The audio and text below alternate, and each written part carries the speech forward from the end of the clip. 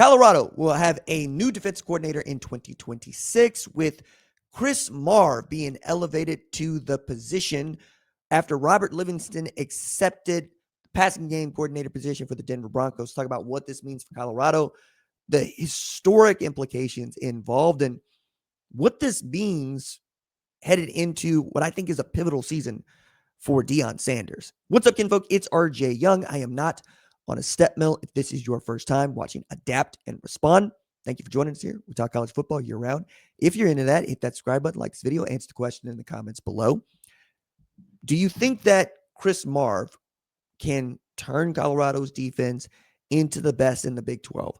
Because I think that is what it's going to take for the Buffaloes to reach their potential and to compete for the college football playoff spot. This is what Prime and the Buffs have been chasing since he got there.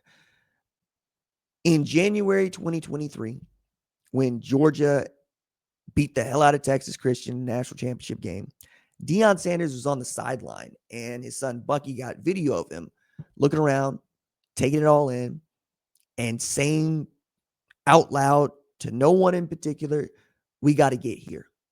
We got to get here. And in 2024, they got as close as they've ever been. They had a top 25 program. They had the Heisman Trophy winner playing both ways, and Travis Hunter. They had a 4,000-yard passer and arguably the best quarterback in the Big 12 in Deion Sanders. They had an embarrassment of riches at wide receiver, and they were kind of sort of okay at keeping a lid on the defense, right? Keeping a lid on the end zone. Then 2025 came around, and it all went back to being year one at Colorado. The difference there, though, is it was clear to me and anybody else who's watching them play that without a quarterback, they just did not know how to function without a good quarterback. And that is Deion Sanders' utility, because it wasn't that they didn't have wide receivers, and it wasn't that they didn't have guys that could run the football, though they couldn't run the football well. And it wasn't that they didn't have a good front seven or even decent secondary. They just could not expect the quarterback to go out and operate. But now that changes, right? That changes because Julian Lewis gets his opportunity to run the team. There is no quarterback competition. Juju is the guy. And he has an innovative offensive coordinator calling plays for him this year in Brendan Marion, who is installing the go-go offense, which features 2 running backs and 3 wide receivers and some really cool unbalanced formations. They ought to be much better at running the ball. They ought to be much better at getting Juju good looks to throw the ball downfield, clean looks, making the defense declare what they're in so he doesn't have to read it so much and he can just react to what he sees. Defensively, you're losing a guy in Robert Livingston that had been a huge part of your success. And remember that there only been 2 defensive coordinators at Colorado since Prime got there. Charles Kelly, who's now head coach at Jacksonville State, doing pretty good, damn good job over there, by the way. And Livingston.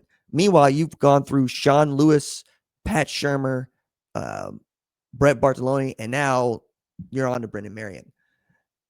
With Chris Marve entering the picture just before Colorado is set to kick off its spring practices, March 2nd, you get a guy that has been a Power 4 defensive coordinator, who's had and seen success as a linebackers coach, and probably best understands the culture when it comes to hiring a guy for that spot. Because I think one of the reasons you want to elevate from within is this man is taking time to learn the program and learn you.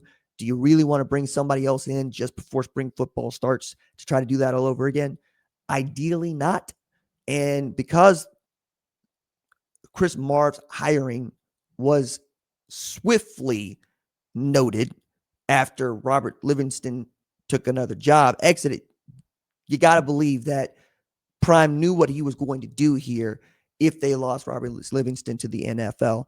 And I don't think anybody's got any hard feelings about that at all. And I think Robert Livingston is going to do a great job for the Denver Broncos, who basically fell a possession short of getting an opportunity to play for the Super Bowl, right? And that sucks if you're Denver, and that sucks if you're um, Bo Nix, who hurt himself on the way out. There it is. I mean, you got to go in there with Jared Stidham, not what anybody really wanted to do, by the way. But I digress. I think the other part of this that I'd be remiss if I didn't point out is now you got a black head coach, a black offense coordinator, and a black defense coordinator. I believe that Maryland and Mike Locksley did this once. I want to say 2023. But outside of that, I don't think it's happened uh, in the last 5 years. I would be really stretching to try to tell you every instance that this has happened, but it certainly hasn't happened in Colorado. And this is a sport where we have 138 FBS teams and 13 black head coaches, even as black players still make up the majority of the pool. It means something to me.